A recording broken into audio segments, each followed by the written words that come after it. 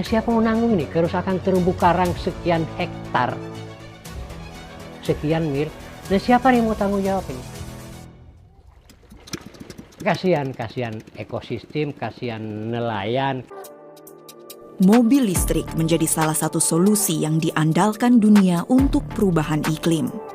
Permintaan nikel dunia untuk memproduksi baterai mobil listrik diprediksi meningkat pesat dalam 2 dekade ke depan. Namun, apa yang harus ditanggung negara penyuplai nikel terbesar dunia, Indonesia?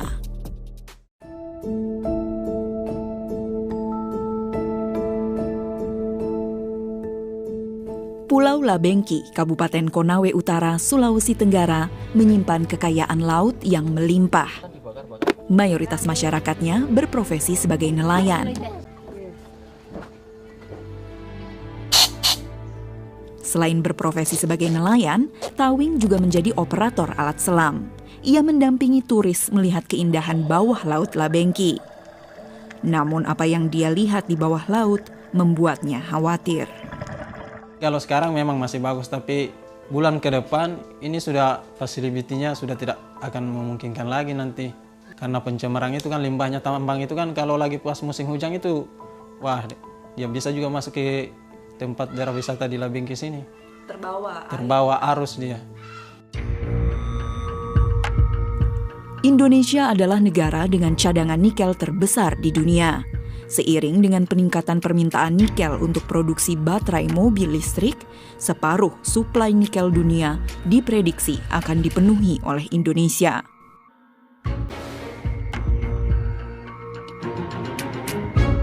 Pulau Labengki bebas dari aktivitas tambang. Meski demikian, pulau ini berseberangan dengan lokasi yang dipadati perusahaan nikel. Di Konawe Utara, Sulawesi Tenggara saja, terdapat 50 perusahaan tambang nikel.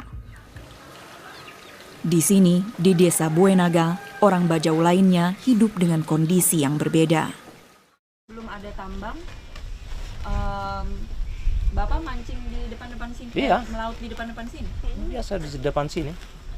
Tapi apa kalau begitu ya, coba melihat ya, di luar. Beda toh dengan Labengki. Kalau nelayan sih susah sekali sekarang. Kalau orang mau kerja di tambang ya bagus. Gaji sudah boleh, memuaskan gaji. Kalau seperti saya kan nelayan tuh memang susah. Warga desa kini harus beradaptasi dengan dampak aktivitas tambang. Ini banyak atau sedikit, Bu? Sedikit.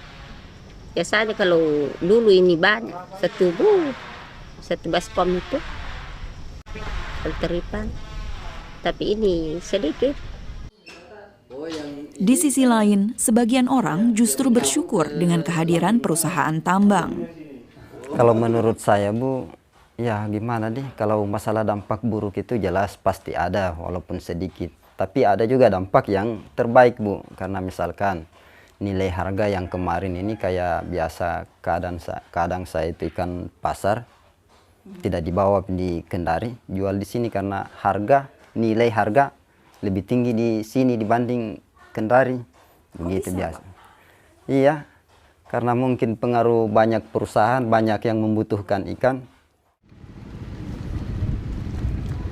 Anak tertua Jufri bekerja untuk perusahaan tambang di lokasi ini.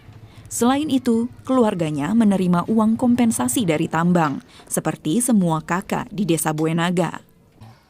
Biasa kadang 1,5 juta, 1 bulan. Sebulan. Iya, kadang juga di bawah kalau karena dari penghasilannya juga mungkin tambang.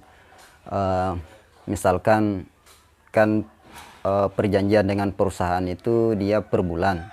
Misalkan dalam 1 bulannya itu produksinya sedikit, berarti otomatis pemberiannya juga sedikit begitu, Bu. Di sisi lainnya, setelah kehadiran tambang, banjir lumpur kerap menerjang desa-desa di Konawe Utara.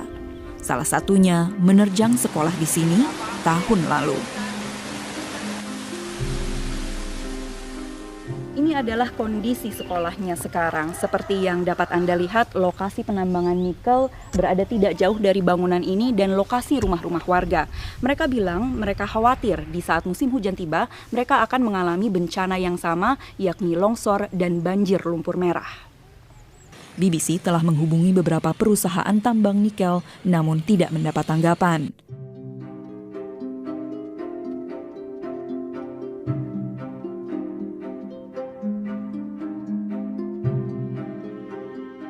Sementara lumpur nikel mengalir ke laut. Di bawah air, sedimentasi nikel mengubur terumbu karang, ikan-ikan pun menghilang. Video ini diambil oleh seorang pegiat lingkungan lokal yang khawatir akan laju kerusakan akibat aktivitas tambang. Menurut mereka, tambang nikel ilegal yang sulit dikendalikan adalah biang keladinya. Coba ini dicek dulu.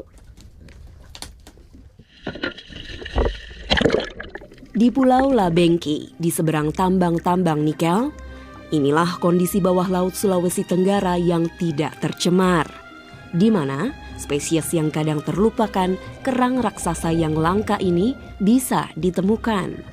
Jenis tertentu kerang ini dapat tumbuh hingga lebih dari 1 meter. Kerang raksasa atau kima adalah spesies yang dilindungi. Lokasi mereka pun terbatas, hanya ada di Indonesia bagian tengah dan timur, dan mereka berfungsi sebagai filter air laut. Meski demikian, filter raksasa ini tidak akan mampu menyaring limbah tambang nikel. Sebuah kondisi yang Tawing, sang penyelam bajau harap, tidak sampai terjadi di perairan rumahnya. Kesuksesan Indonesia dalam industri nikel bergantung pada pembenahan yang dapat dilakukan oleh pemerintah di lapangan. Dan kesuksesan dunia menjadikan mobil listrik sebagai moda transportasi yang lebih ramah lingkungan bergantung pada keberhasilan dalam menjaga planet ini tetap bersih.